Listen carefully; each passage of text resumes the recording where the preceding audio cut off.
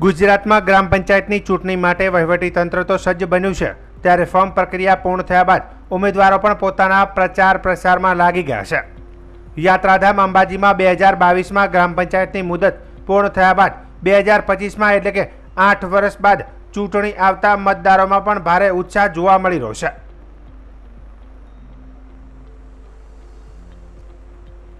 જ્યારે આ વખતે સરપંચ માટે સામાન્ય સ્ત્રીને બેઠક જાહેર થતા બે મહિલા વચ્ચે સીધો જંગ જોવા મળી રહ્યો છે અને અંબાજીના કુલ 18 વોર્ડમાંથી એક વોર્ડ બિનહરીફ થતા બાકીના 17 વોર્ડમાં ઉમેદવારો પણ પ્રચાર શરૂ કરી દીધો છે। આમ તો ગ્રામ પંચાયતની ચૂંટણીમાં કોઈ પણ જાતને પાર્ટી કે પક્ષનો બેજ હોતો નથી, છતાં આ બંને મહિલાઓમાં એક કોંગ્રેસના અને બીજા ભાજપના કાર્યકર્તા હોવાનું જાણવા મળ્યું છે, જેથી આ વખતની ચૂંટણી કશમકશ બની રહેશે।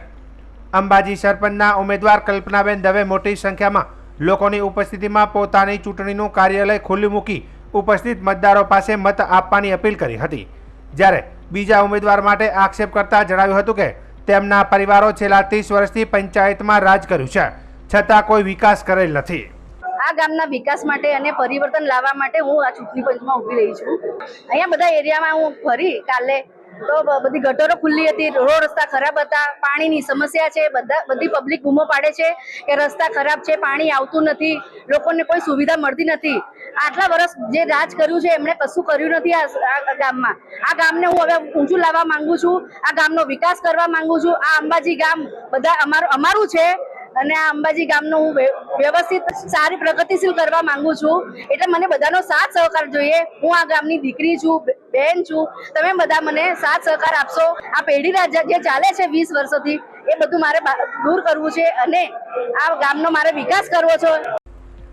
જ્યારે સરપંચના બીજા ઉમેદવાર ગીતાબેન અગ્રવાલ કોઈ પણ જાતના ટોળા કર્યા વગર પોતાના સાથીદારો સાથે ડોર ટુ ડોર સંપર્ક કરવામાં લાગી ગયા છે।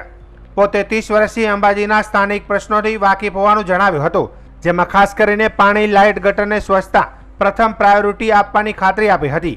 તેમાં પણ અંબાજીના પ્રશ્નોમાં પાણીનો પ્રશ્ન જે ભારે પેચીદો બન્યો છે તેનો તાકીદે નિકાલ લાવવાનું પણ જણાવ્યું હતું।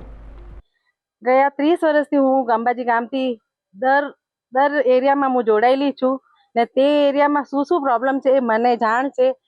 અહીંયા અંબાજી પંચાયતમાં ગટર, પાણી, સફાઈ, લાઇટ બધી જે એરિયામાં જે પ્રોબ્લેમ છે એને હું જલ્દથી જલ્દ પૂર્ણ કરવાની કોશિશ કરીશ ને બધા લોકોનો મને સાથ ને સહકાર છે। પ્રથમ પ્રાયોરિટી મારી વિકાસની રહેશે ને અંબાજી ગામનો વિકાસ કરવાની હું પૂર્ણ કોશિશ કરીશ। 2022 થી 2025 તક અહીંયા કોઈ સરપંચ પણ નથી કે કોઈ ચૂંટાયેલા મેમ્બર પણ નથી ને આ 3 વર્ષથી પાણીની બહુ બધી સમસ્યા વિકરાળ રૂપ ધારણ કરી ચૂકી છે ને હું બધા વોર્ડમાં એમાં મોસ્ટ ઓફ પાણીની વ્યવસ્થા અને ગટર લાઇનની પ્રોબ્લેમ વધારે છે ને હું પૂર્ણ પ્રયત્ન કરીશ કે હું આ બધી પ્રોબ્લેમ ગ્રામ પંચાયત ને સરકાર વચ્ચે સમન્વય કરી ને ઝડપી પૂર્ણ કરાવું, ઝડપી પાણી પહોંચાડું એ વ્યવસ્થા હું કરવાની ખાતરી આપું છું।